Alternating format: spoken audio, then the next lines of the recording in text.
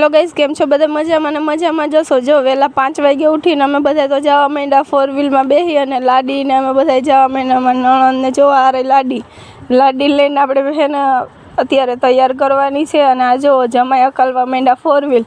પછી અમે બધાને લઈ અને પોગી ગયા પાર્લરે. જો પહેલાં તો છે ને આનું ફેસ મસાજ જ કર્યું.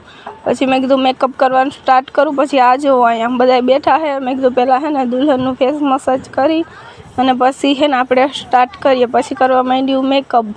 પછી મેકઅપ કરવા માંડી કે સારું કરજે. મેં કહ્યું હા, સારું જ કરવાનું હોય. મેં કીધું સારું જ કરવાનું હોય, ખરાબ તો કરવાનું ન હોય. પછી જુઓ અહીંયા દુલ્હનને પહેલાં આ સેટ પહેરાવી દીધું મેકઅપ કરીને. પછી જો આ વિડીયો ઉતારી લીધો. પછી એ સેટ સારો ન લાગ્યો. પછી આ જો એનો ફાઇનલ લુક.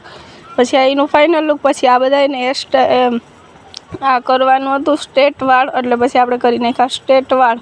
જો તમે જોઈ શકો હું સ્ટ્રેટ વાળ કરી દીધી. મારા નણંદને કીધું તું વિડીયો ઉતાર.